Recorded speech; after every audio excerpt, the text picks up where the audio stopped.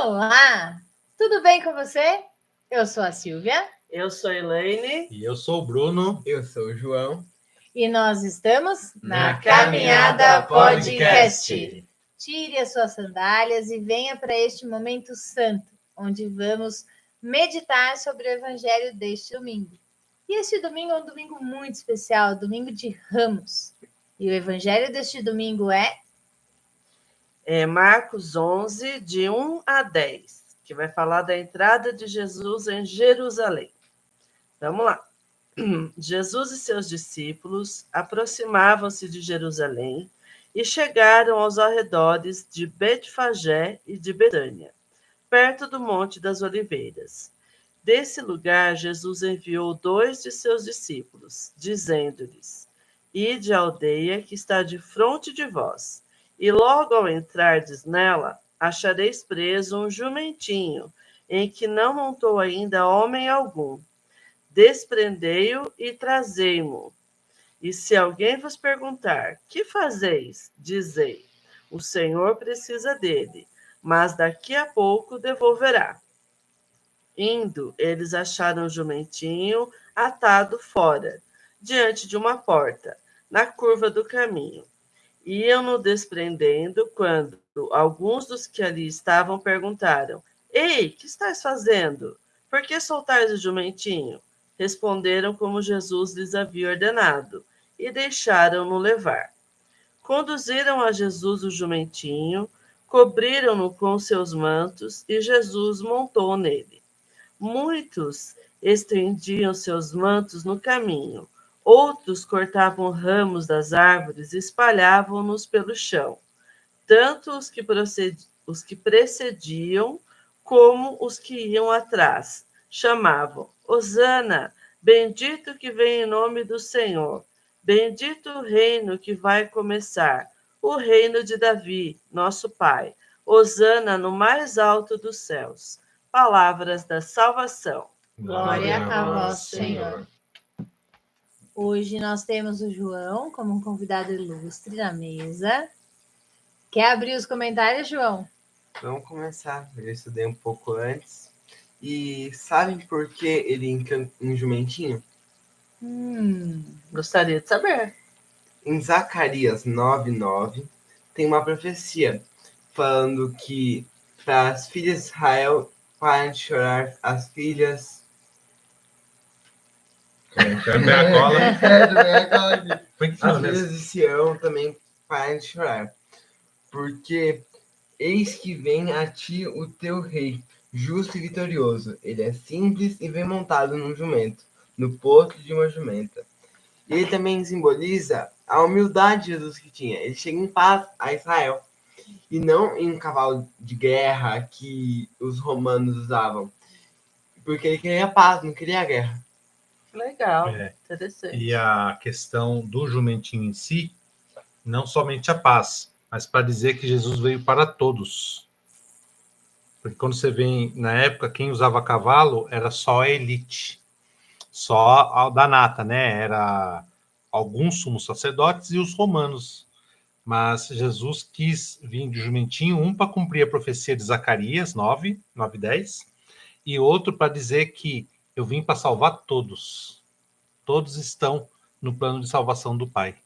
Então, a salvação é para todos aqueles que aceitarem. E ainda tem mais uma leitura sobre o jumentinho. Ele veio para servir. Né? Então, um pouquinho depois dessa passagem, vai falar sobre o lava-pés, onde ele vai falar, né? Aquele que mais... O mestre tem que servir, né? O que veio para ser servido tem que servir. E o jumento é o burro de carga, né? O que a gente conhece como burro de carga. Ele é o mais trabalhador de todos os animais, né? O cavalo é mais pomposo, talvez até mais forte, mas o jumento, ele tem uma força fora do contexto do tamanho dele. E ele sobe lugares que o cavalo não sobe. Então, ele carrega, naquela época principalmente, todo tecido, alimentos, né? O transporte de todos os insumos era feito através do jumento.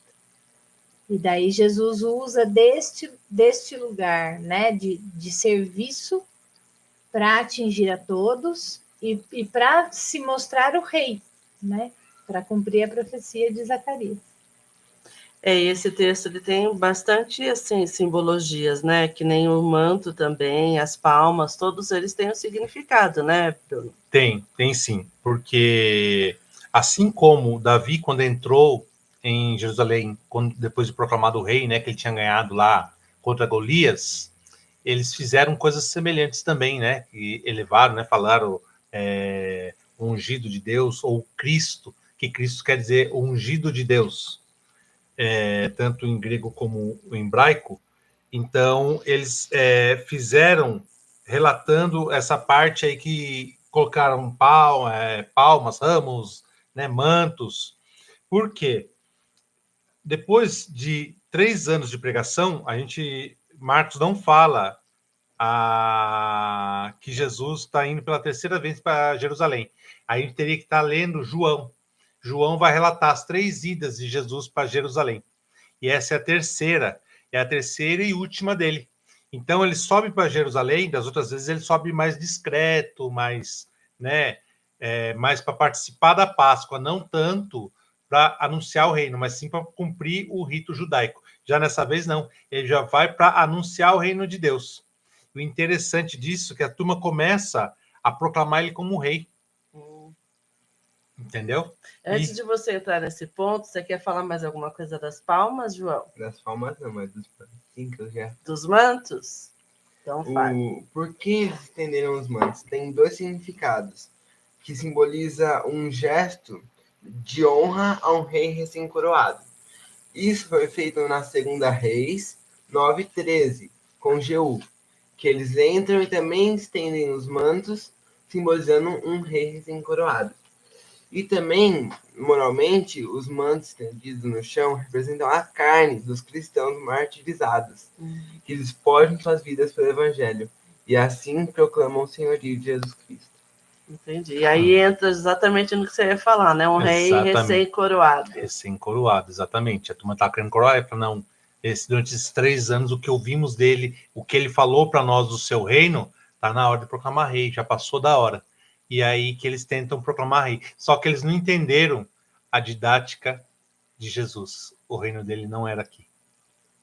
Meu reino não é desse mundo. Tanto quanto o povo que queriam proclamar rei, como os sumos sacerdotes. Porque eles falaram, não, agora perdeu a boca aqui, a gente perdeu o nosso espaço, então vamos matar ele, porque senão a gente já está fora do controle, porque o povo já está declarando ele como rei.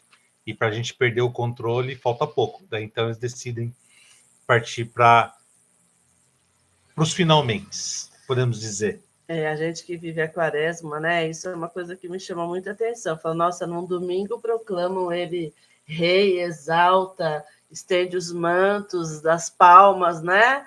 Fazem todo um louvor para ele. No domingo seguinte, ele tá, já ressuscita, né? Porque ele morre na sexta-feira. Na sexta-feira, não deu nem 7 dias depois. Mas só que aqui a gente estreitou em 40 dias e 1 semana. Aqui já não é assim, né? Na Bíblia, no contexto ali da época, pode ter passado dias, tá? Não é que já foi igual então, o rito nosso. Isso entendeu? É muito importante de ser dito, entendeu? Porque são 2 coisas que eu nunca entendi. Por que num domingo proclama-se rei e na sexta-feira seguinte quer matar? Essa sempre foi a minha primeira questão. E a segunda questão, quem era a Rosana? Tá igual a história da túnica? Da túnica. A Rosana é uma saudação. Uma saudação. Salva-nos. Salva-nos. Né? E assim, eu só percebi, porque sempre foi muito automático. Né? Osana. Tá bom, Osana. Sim. E eu só percebi que eu não sabia o que era Osana quando o meu filho mais velho, o meu João, a gente estava na missa, ele devia ter uns 5, 6 aninhos, e ele virou para mim e falou, mamãe, quem é a Rosana? Quem é a Rosana? Daí eu falei assim, eu não sei. Mas eu voltei, porque por acaso, né? E eu não acredito em acaso, eu estava no Alto de Fátima nessa missa. E eu lembro dele olhando para o teto e cantando Hosana nas alturas. E daí ele saiu do teto, assim, olhou para mim e falou: quem é Hosana? Né? Daí eu falei: ai, filho, eu também não sei. E daí eu me vi, eu pequena, só que eu olhava muito para o vitral, porque lá na igreja de Nossa Senhora de Fátima, aqui da nossa cidade, tem um vitral muito bonito atrás do altar. E eu ficava olhando para aquele vitral e cantando e me perguntando: mas dali quem é a Rosana? Santa Ceia, né? A Santa Ceia. Então, Bruno, conte para nós quem é Hosana, o que eles estavam proclamando ali. Estavam proclamando para salvar, não, né? Declarando o rei salva o povo. Assim como Davi salvou o povo de Golias, dos filisteus, eles estavam proclamando, né? Tanto que tem uma passagem de Daniel onde ele viu os anjos, viu lá quatro animais, né? Proclamando, né? Santo, santo, santo. Isso também relata em Apocalipse, né? Sim. Onde estão os anciãos proclamando santo, santo, santo. Senhor Deus do universo, o céu e a terra proclama. Hosana, salva-nos, bendito aquele que vem, salva-nos.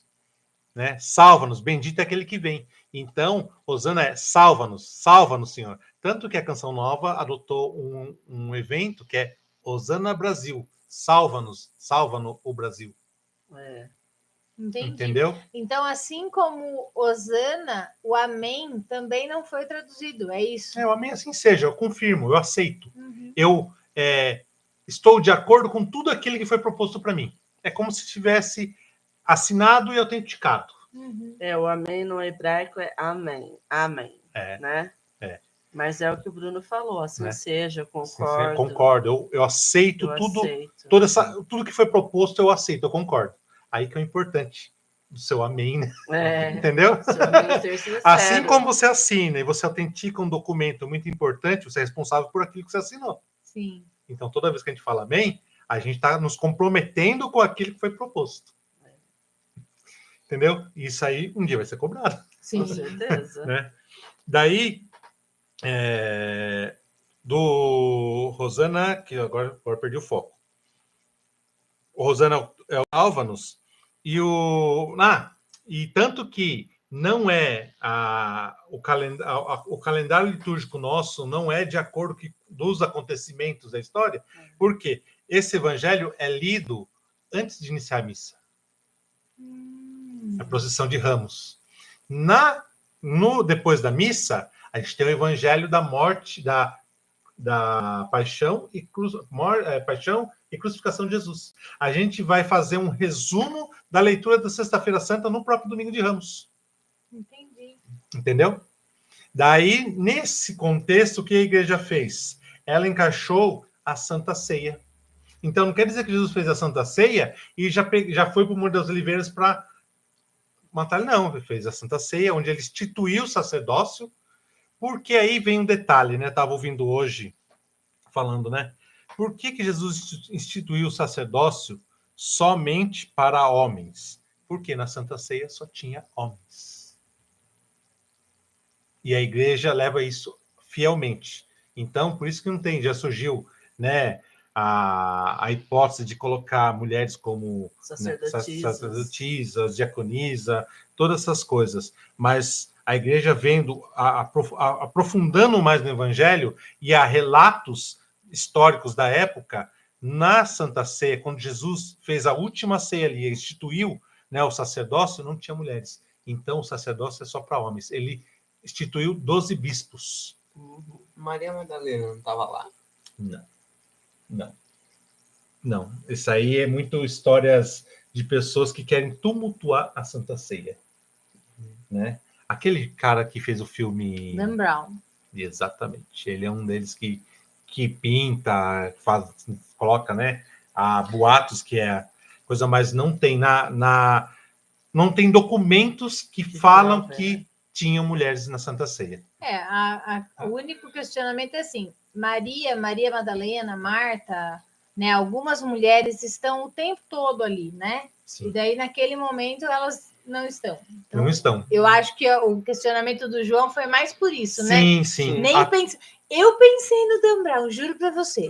Mas Mas eu duvido que o João tenha pensado nisso. Eu acho que ele nem assistiu. Ele nem sabe quem é. Mas ele provavelmente pensou por esse contexto, João. Sim, também porque tem um quadro na casa da minha avó que retrata a Sagrada Ceia e Maria Madalena tá lá. Então, mas... Naquele quadro, ou é João? Porque essa história desse escritor que a gente está falando diz que aquele apoio no ombro de Jesus... É João? João. Não, é no relato do Dan Brown, Brown, diz que é Maria Madalena. Mas não é João. Não, mas ela estava mais no canto. Não tava... não é. Então, mas... Foi, enfim. Né? São não é um quadro histórico. Né? João, assim, ó, existem coisas que a gente vai discutir com o Papa Francisco. Um dia que ele vier, que ele nos receber, a gente vai chegar ao fundo. Até vai lá, todas as suas perguntas. vai anotando todas as suas perguntas. Um dia a gente vai chegar lá. Mas até lá, a gente não discute, porque são dogmas, né? Não dogmas, são verdades de fé. Que dogmas já tem os dogmas instituídos, né? Dogmas já não, apesar de dogmas ser verdade de fé, mas não é uma coisa dogmática aquilo. Nesse caso aqui... Dogma é algo que já foi discutido e foi dado como aceito e é uma verdade de fé e ponto, acabou. Não tem mais discussão sobre aquilo. Isso aí tem uma discussão sobre isso. Então não é um dogma, entendeu? Então ainda temos a chance, tá vendo? Ainda mas assim, baseado em documentos, porque eles avaliaram isso aí, tem muitos estudiosos, né? Então, eles constataram que só tinha 12 homens, até porque... E Nossa Senhora, não fala assim que ela está no andar de cima... Mas essa parte é do Pentecostes, não Pentecostes. é tá. E é em Éfaso, né, que acontece o Pentecostes. Verdade. Né? Então ali juntando as duas. E até porque no rito judaico as mulheres não participavam. Entendeu? Entendi. Entendeu? Elas podiam ter preparado e saído de cena. Mas Jesus sempre fez questão de comer com elas, né? Por isso que é o meu questionamento. Mas é assim, isso é para um outro momento. Né? A gente vai ter a oportunidade de discutir isso com o Papa Francisco. Eu tenho muitas perguntas, mas vou perguntar diretamente para a fonte quando voltar para casa, né? Quando voltar para casa. Daí eu falo assim... não, eu acho que a gente vai ter a oportunidade de falar com o correspondente antes. Mas se eu chegar lá, com certeza, vamos conversar. Tem muitos questionamentos que, na verdade, né, falando assim, questão, né, da tradição e que os padres da igreja falam, né, que ao a gente fazer a nossa Páscoa, nossos olhos vão se abrir, muitas coisas que a gente não sabe, a gente vai descobrir, vai ser aberto, vai ser claro, né, diante de Deus. Sim. Então, a gente vai ter o conhecimento de tudo, né? Sim. Né? Então, por isso que é importante a gente rezar e buscar o céu diariamente para que isso aconteça. Né? Porque imagine a frustração de você não ir para o céu e ainda ficar com aquela dúvida que você teve durante a sua vida e só porque você deu um vacilo, você não conseguiu ter isso. Já pensou? Guardar-nos que isso não aconteça, né? Senhor. Então, para a gente ter, assim, ter um conhecimento do contexto histórico, a gente não pode pensar que os acontecimentos... Tanto que aos 40 dias de Jesus no deserto é para ele iniciar a sua vida pública, não é para ele preparar para a morte. Isso eu sabia. Então, você vê, claro. Os 40 dias da quaresma é como a gente estivesse se preparando para a nossa vida pública também, né? Para a gente ter anunciar o evangelho. Anunciar o evangelho, exatamente. E eu acho que, trazendo isso, né, para o dia de hoje, isso é o que acontece com todo mundo. Né? Quando você se coloca no caminho, quando você se coloca no aprendizado, a gente tem aqui vários relatos, né? Comecei a frequentar a missa e todo domingo aparecia um compromisso justo naquele horário.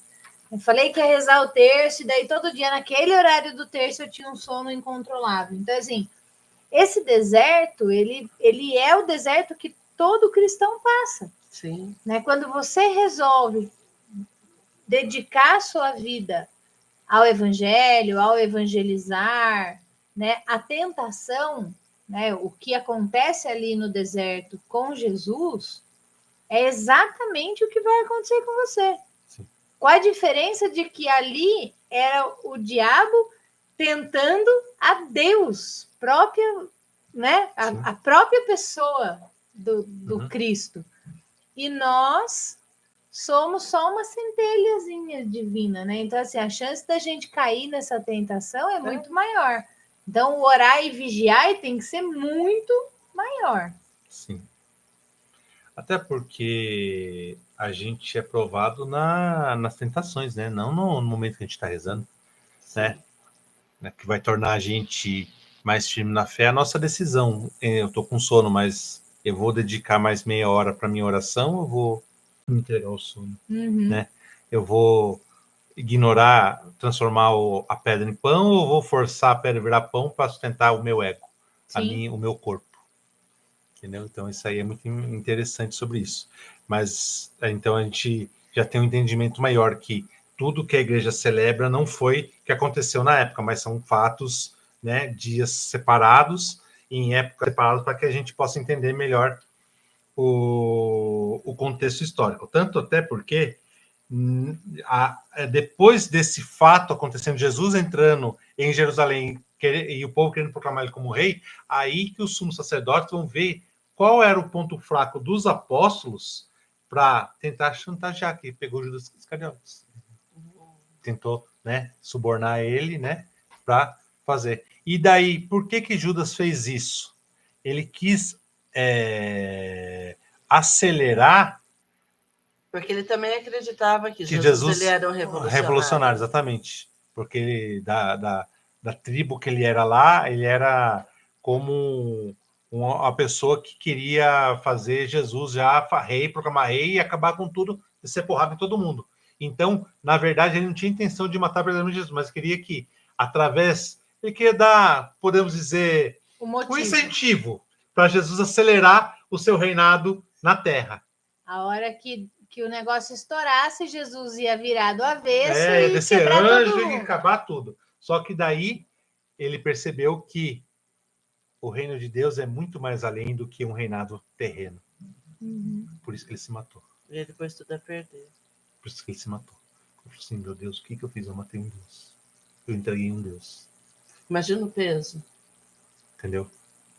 E daí eu ainda digo mais, né? Quando eu acho que a gente está avançando um pouco, mas eu acho que é válido da gente falar isso. Até porque o próximo podcast vai ser sobre a ressurreição, então não vai ter mais nada disso, exatamente. Quando você dá a brecha, você só vai acordar pro estrago depois. Que acontece. Exatamente. Sim. Né? Exatamente. E daí a contaminação. E se você não sabe o que é contaminação, escreve aqui embaixo nos comentários que a gente pode fazer um podcast só sobre essas outras coisas, esses outros detalhes que não são ditos normalmente dentro da igreja e dentro do nosso evangelho do dia. Mas a contaminação é tamanha que você não tem força para lutar. O próprio Jesus disse, a expulsar um demônio, mantenha o coração limpo e as portas fechadas, porque ele voltará com mais 7. Né? Então, assim, ele não vai deixar barato. Né? E aí é o deserto. Ele vem, ele te tenta. Você não cai, ele tenta de novo. Você não cai. Davi caiu como? Né? A espreita ali que você falou dos 12 apóstolos, ele fez com Davi o tempo todo. Mata o rei. Não mato, porque o rei é ungido. Faça isso. Não faço, porque não é assim que funciona. E ele foi testando Davi até que ele pegou. Qual era o ponto fraco de Davi? Uma mulher. Não, o ponto fraco dele é de não ir para a guerra. Porque se ele tivesse no tempo... Na guerra, ele não teria visto a mulher. Exato. Ele fala, não, tá fácil, meu povo toma conta, eu vou ficar aqui de boa. Tá todo mundo em casa rezando, eu não vou rezar. Entendeu? Né? Vou assistir uma série aqui na TV. Na Netflix. Enfim. Ele vai achar um jeito de te pegar.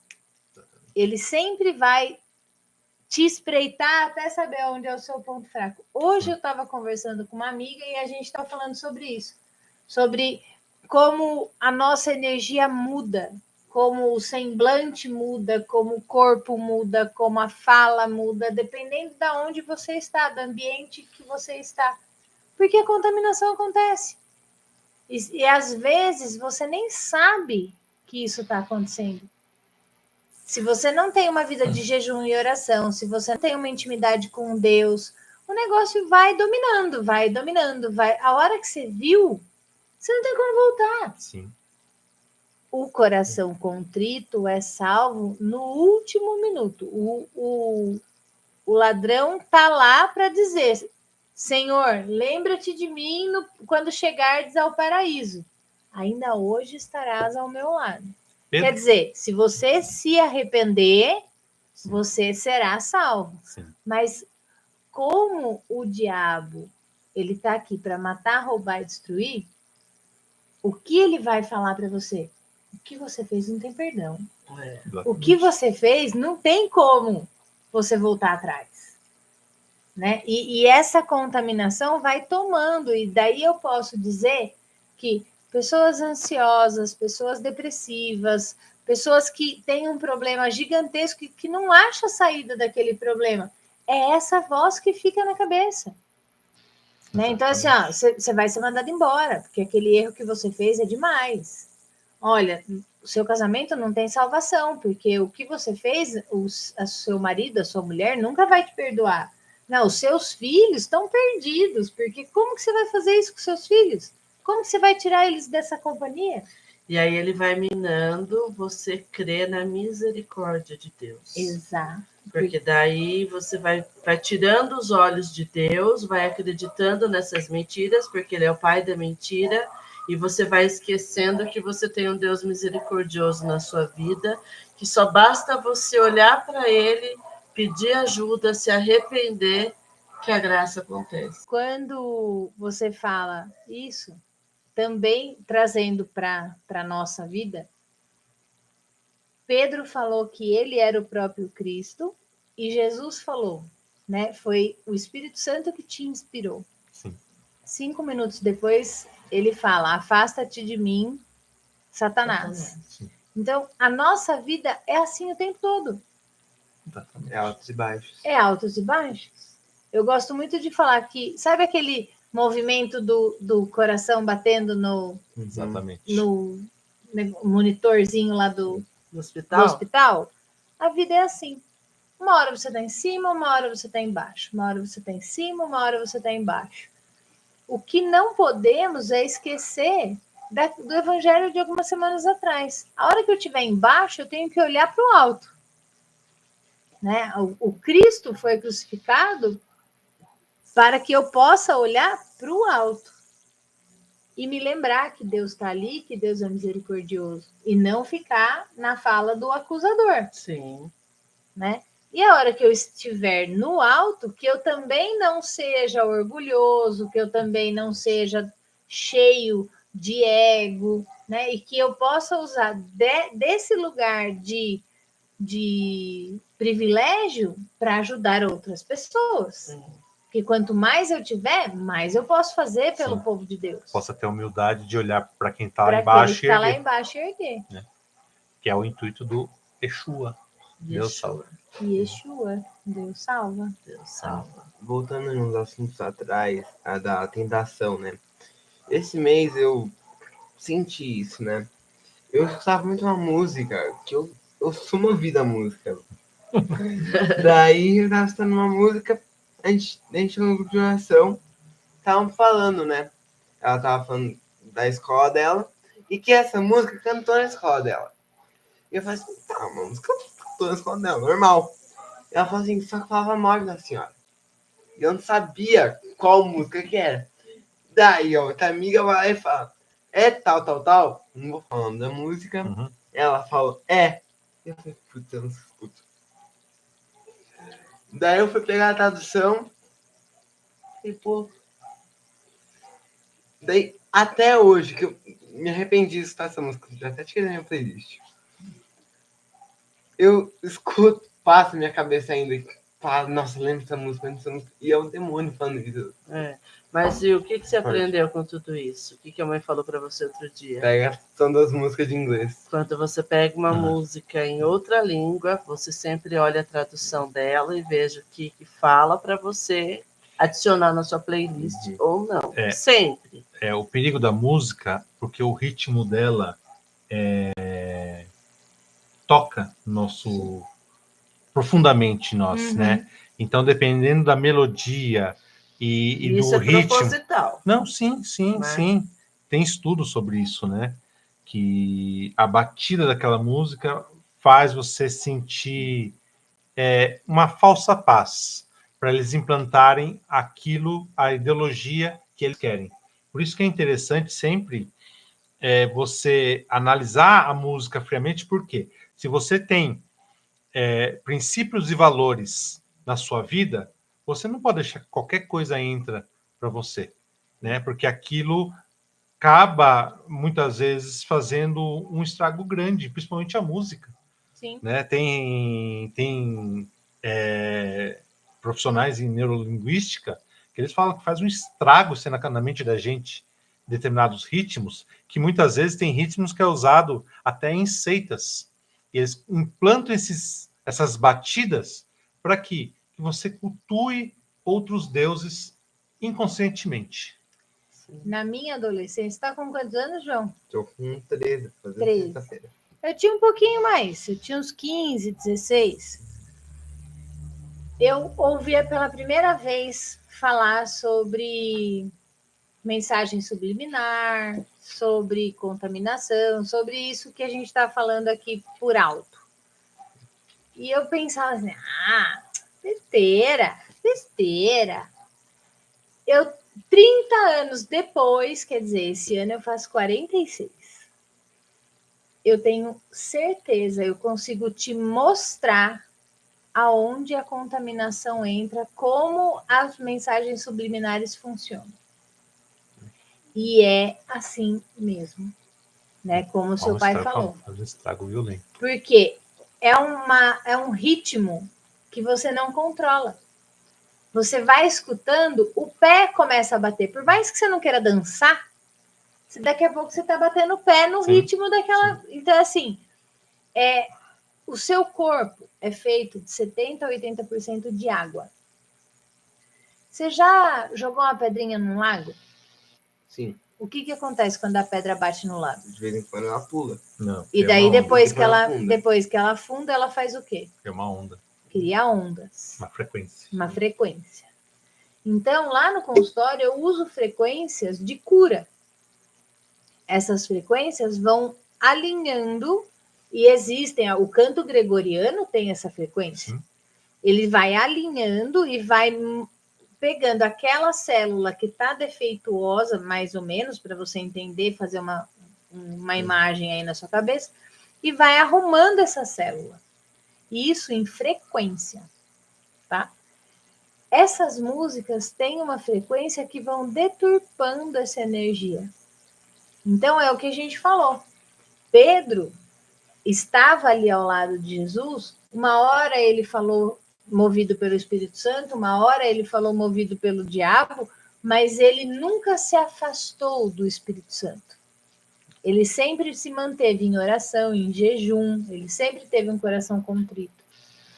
Judas sempre esteve ao lado de Jesus, e uma única vez, talvez, ele tenha falado inspirado pelo diabo, né? Pelo inimigo. Mas quando ele faz isso, ele se afasta. Ele entra na simbiose ali da guerra. Ele já quer logo que exploda tudo e que comece o reino. E ele sai dessa frequência de uma forma que ele não volta mais. Não dá para saber se eu vou me arrumar uma vez só ou se eu vou, né, seguir um caminho que não vai ter volta. Isso a gente não consegue saber. Então, é melhor que não me contamine. Por via das dúvidas, prefiro não ouvir.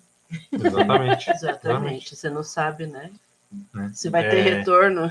Daí, a gente vê aquilo que Paulo fala, tudo me é permitido, mas nem tudo me convém. Né?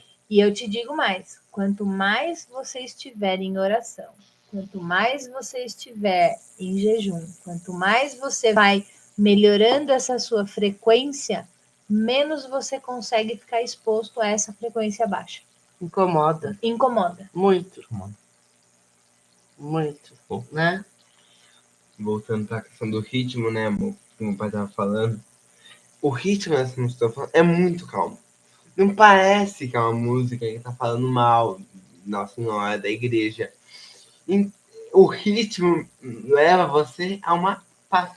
Mas por trás ele tem a Sim. frequência que ele precisa para enfiar na tua cabeça a ideia que ele quer. Até mostra pra você a música, você viu que é Sim, é calma. É uma falsa paz.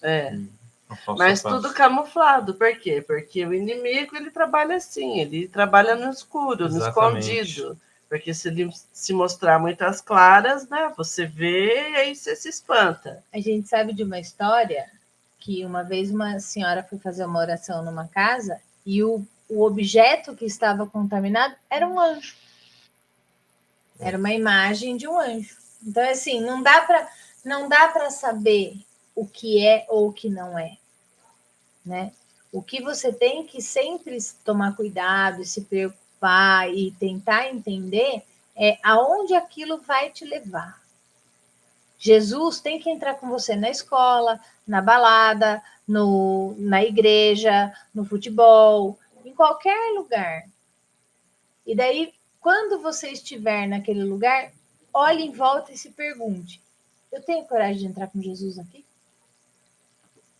Tem, até o pai fala, né, que quando você vai para uma festa mundana, o anjo da guarda para de ficar com você e entra o anjo mundano. Essa aí, São Cura d'Ars. São João Maria Vianney falava isso. Toda vez que você vai numa festa, seu anjo da guarda para na porta e entra um anjo do demônio para acompanhar você na festa. Sim. É o que eu falei. Você acha que Jesus nunca vai te abandonar, mas você teria coragem de entrar naquele ambiente, né? Igual quando chega uma visita na sua casa e o seu quarto está desarrumado, você tem coragem de falar para a visita: vem aqui ver meu quarto? Né? É isso. Então, esse cuidado é a primícia para você conseguir não se contaminar, pelo menos. Porque acho que escorregar, pecar, a gente vai sempre porque somos, né, filhos de Deus em busca de redenção. Mas o pecado acontece, assim, resumindo em dois modos. Primeiro, porque a gente é tentado e a gente cai mesmo facilmente. E muitas vezes Deus permite que aconteça para nos tornar humilde. Porque conforme a gente fala, não, estou confessando, estou na graça, estou coisa, o orgulho vai crescendo, vai crescendo. Deus fala, não é assim não. Você é pecador, você não é nada, você é um pó. Ó, se você acontecer esse pecado, esse ponto fraco, você cai. Então, o pecado muitas vezes acontece para a gente ver que, não, eu sou um pó, não sou nada, então eu tenho que pôr pé no chão, entendeu? Então, muitas vezes a gente pensa que a gente está fazendo muitas coisas dentro da igreja e a gente acha que agora eu tô santo, se vier Jesus aqui, vai levar para o céu. O orgulho está aí, já era. Então, São Gregório de Nissa fala muito sobre isso. Ele falou hoje sobre isso, né? Quando ele pega o trecho de Números, quando Deus fala para Moisés montar uma liturgia e as vestes do sacerdote, São Gregório de Nissa tira, né, dessa parte aí que é onde pega que o povo foi ver com Moisés, fugindo totalmente do contexto de hoje do Evangelho, mas vale a pena falar, né?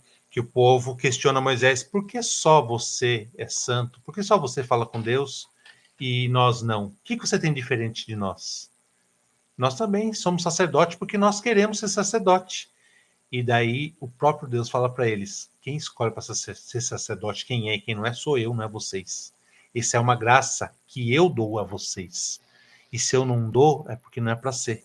Daí é onde acontece lá, o chão se abre mais uma vez e começa a comer as pessoas vivas. Por quê? Eles achavam que eles eram Deus da própria vida deles, que eles tinham o direito de escolher quem eles seriam dentro da liturgia, do rito daquela época. Fala, não, a liturgia é minha. O rito é meu. Eu estou passando para Moisés porque ele é digno. Arão vai ser o sacerdote porque eu escolhi. Vocês não, vocês têm outro caso. Já que vocês querem ser aquilo que eu não escolhi para vocês, vocês vão sofrer, perecer. Entendeu? Então a gente tem que tomar muito cuidado com isso, principalmente a gente que está em frente de pastorais achando que a gente está voando alto. Isso é um perigo muito grande mesmo. A gente tem que muitas vezes dar um passo para trás, às vezes abrir mão daquilo e falar, não, Senhor, eu tenho que abaixar meu ego, porque não adianta nada ter uma vida inteira de igreja e não ir para o céu. Exatamente. Né? Se eu sou ministro da Eucaristia, é porque Deus quer que eu seja santo como ministro da Eucaristia. Se eu sou catequista, é porque Deus quer que seja santo como ministro da Eucaristia. Se eu sou pai, sou mãe, é porque quer que eu seja santo no meu matrimônio. Se eu tenho filhos, é porque eu quero que eu santifique meus filhos. É essa a missão de Deus. Por quê? Se a gente voltar lá no Pentateuco, Deus fala assim, sede santos como eu, vosso Deus, sou santo. Essa é a nossa missão na Terra, é ser santo. Mais nada. O resto são setas para levar para a santidade. Fora disso, esquece. Porque a gente trabalhar na igreja e falar, não, Senhor, mas eu servi a igreja tudo, meu, mas e a santidade? Que eu quero, que eu falei lá no começo da Bíblia, sede santos como eu sou santo. Não vi santidade no servir na igreja, não vi santidade no matrimônio, não vi santidade na educação dos filhos, não vi santidade no trabalho, não vi santidade, né, no seu convívio com as pessoas. Então não vale de nada. Sim.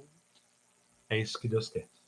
Mas, né, a gente voltando aqui pro evangelho de hoje, a gente tem um fato muito interessante.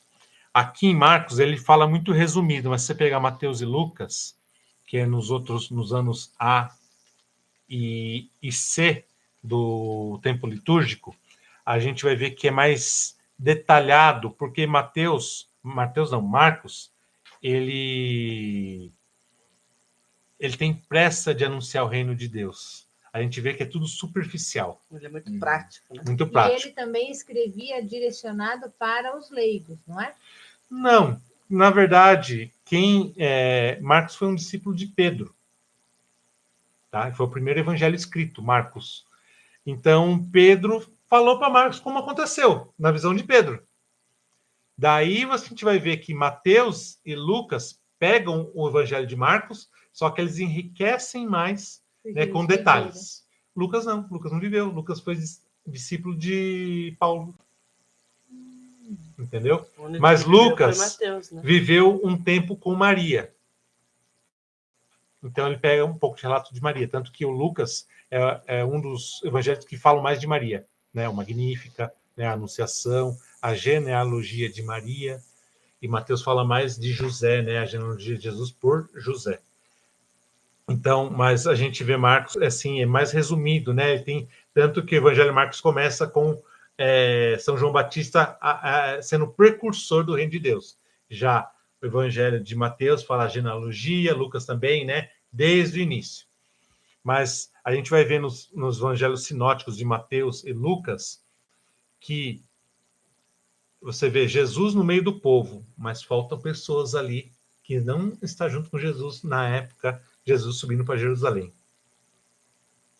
Que? Maria.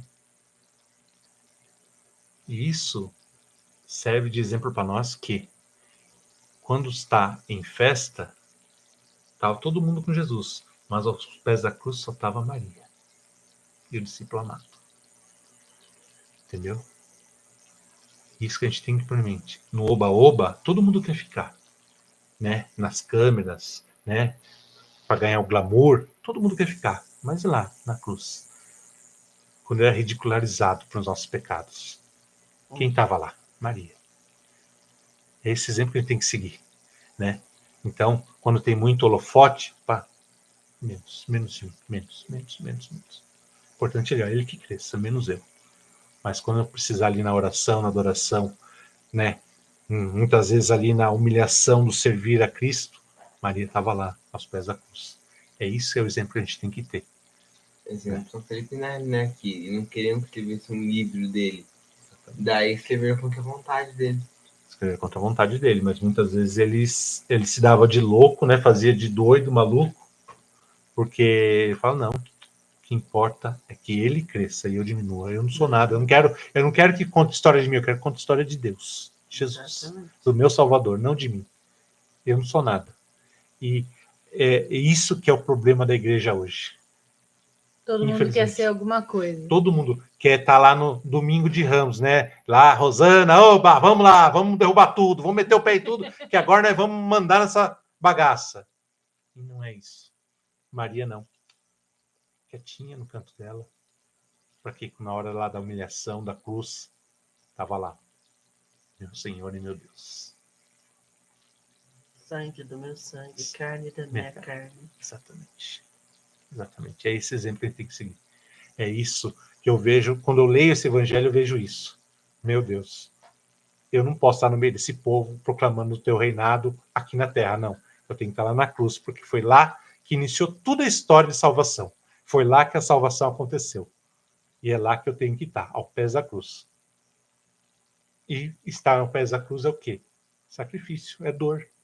A gente, infelizmente, fala, não, mas eu sou feliz. Não é isso. Só que muitas vezes a gente tem que deixar mortificar nossa carne para que a alma floresça.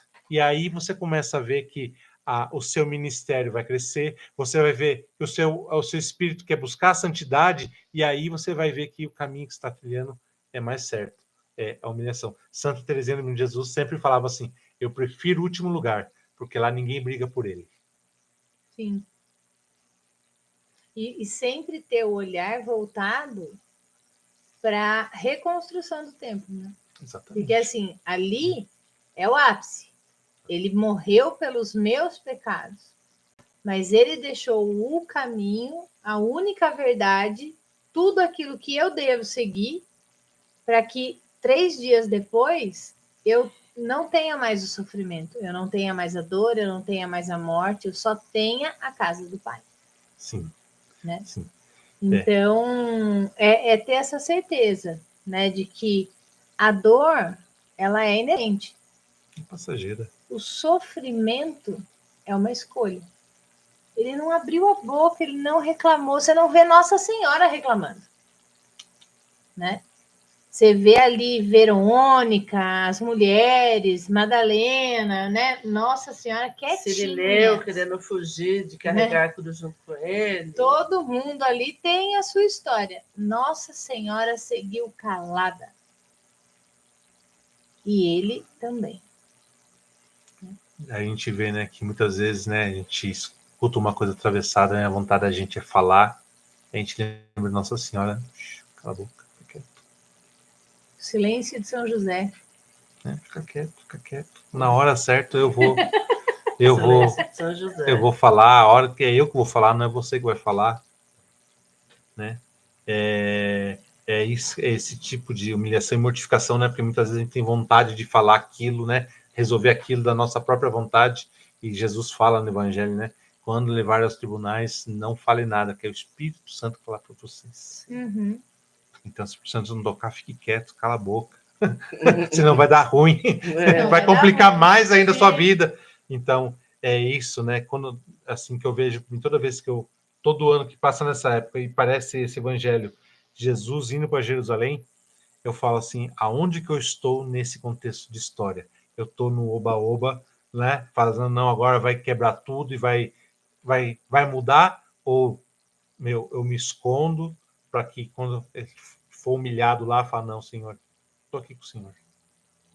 Estou aqui contigo. Não sou digno, mas estou aqui contigo, junto com a sua mãe. Que possamos ser estes, né? Sim.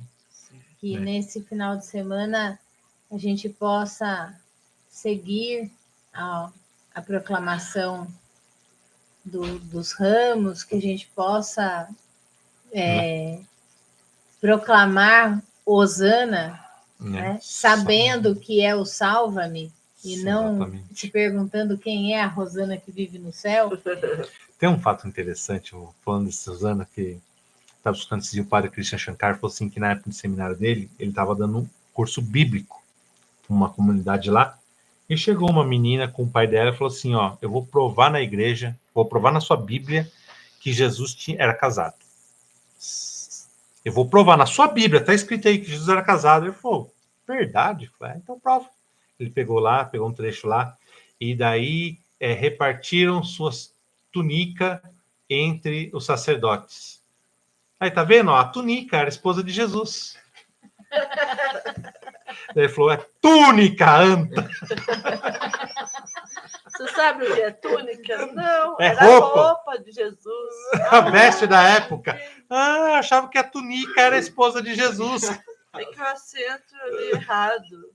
Ai, Jesus. Entendeu? Então a gente tem que tomar muito cuidado também, né? Que isso é um erro de português, não é nem teológico. É português básico. Né? Mas que possamos ser essas pessoas que pedem a salvação, né? Que seguem a Jesus, mas que não estejam só no dia da festa. No Oba-Oba, né? No Oba-Oba. A gente vai estar no Oba-Oba, mas na Páscoa. Na nossa Páscoa. Na Jerusalém Celeste. Proclamando Rosana, né? Não, a gente não vai proclamar mais Rosana, porque lá já vai estar salvo, vai estar tudo feliz. A gente só vai falar santo, santo, santo. Bendito santo. Que vem em nome do Senhor. O Senhor é santo, santo, santo. É isso que a gente vai proclamar. Uma pergunta que vocês vão ter, né? Na Páscoa, atualmente, a gente comemora a ressurreição de Cristo. Certo. Antigamente também se comemorava a Páscoa. O que comemorava antigamente? A Páscoa era a festa das tendas. O que eles faziam? Um produzia trigo, um produzia milho, outro produzia vinho, uva, outro produzia arroz, feijão, batata. E como que eles faziam? Como que eles viviam em comunidade? Eles se reuniam, davam as primícias para Deus, que era para o templo, né? Os animais, né? Quem criava animais, quem cultivava, dava um pouco para o templo, para que o templo se mantesse. E via a necessidade de quem não tinha nada, dividia e fazia a troca do alimento, fazia a festa das tendas, que cada um dava um pouquinho, trocava o alimento, era a moeda de troca na época, e isso aí que eles faziam. Esse aí está, se eu não me engano, no Pentateuco já, onde Jesus fala para fazer as festas da tenda, se não me engano, em Números. Mas não é... A Páscoa, para mim, sempre representou a passagem do anjo no Egito. Também, a saída do Egito. Mas aí que eles faziam, para celebrar essa festa da Páscoa, eles faziam isso, a festa das tendas. Para lembrar da época que eles que eram escravos, saíram... Quando eles eram escravos no Egito, veio a ordem dizendo que eles pegassem o primeiro cordeiro, mais bonito, e matassem. Quem tivesse cordeiro comia, se o cordeiro fosse maior do que o número da família, chamassem os vizinhos, e aquele sangue ia passar na porta e o anjo não entraria naquela casa. Então, os judeus fizeram isso, né? Os israelitas na época... Os hebreus. Fizeram isso. Alguns egípcios também fizeram. Então, as casas que tinham a marca do sangue do cordeiro na porta, os primogênitos não morreram. E as casas que não tinham o sangue na porta, o anjo da morte levou o primeiro filho. Então, nesse lugar, nessa hora, o faraó liberou o povo para que eles fossem embora do Egito. Foi a última praga, né? Foi. E daí, eles foram libertos de 40 anos de escravidão. Não, 400 anos de escravidão. 400 anos de escravidão. 40 anos foi o que eles passaram no deserto porque ficaram murmurando. Entendeu? Então, essa festa, né, ela acontece para lembrar esse momento, onde a vida deles foi salva, a liberdade deles foi comprada, né? E agora, de novo, né, a nossa vida é salva e a nossa liberdade é comprada pelo próprio cordeiro imolado. Então, agora a gente não precisa mais oferecer o cordeiro no templo, porque o próprio Jesus se deu como cordeiro por nós. Sim. Daí, a partir da morte de Cristo, a gente torna co-herdeiro do reino de Deus. Os judeus ainda comemoram essa festa das tendas? Sim, a Páscoa, os mais tradicionais. Eu perguntei esse professor que viveu lá em Jerusalém, em Israel, ele falou que os mais tradicionais, muitos já abandonaram isso aí já. Os muçulmanos também têm uma festa muito parecida com isso, nessa mesma época, se eu não me engano. Sim. Falou assim que alguns que praticam sacrifício são os samaritanos, mas falou assim que é um pequeno grupo que já está sendo extinto já, né? Porque como não tem mais tempo, não tem mais sacrifício. Mas alguns samaritanos que seguiram o rito judaico ainda praticam esse, mas ele falou assim que é um número muito pequeno e é uma vila bem distante de Israel. Tá? Mas o contexto geral falou assim que já virou no centro, ali em Israel mesmo, já não acontecem os ritos que eles faziam mais, porque já virou, o povo está ficando muito laico. É isso, gente. Espero que a gente tenha contribuído para a Páscoa de vocês. Se você ainda não se confessou, ainda dá tempo. Prepare-se. Os 5 mandamentos da igreja nos pedem a confissão e a comunhão pelo menos uma vez ao ano e na Páscoa. Então, não seja a pessoa que apenas vai abanar os ramos no domingo, né? Esteja de corpo, alma, espírito e presença nestas próximas semanas, aonde o Cordeiro foi imolado para a sua salvação. E gratidão, né? Por tudo que Jesus passou na cruz, por amor a cada um de nós. Certo. Amém? Amém. Até mais. Até mais, Tchau, gente. tchau. Tchau, tchau.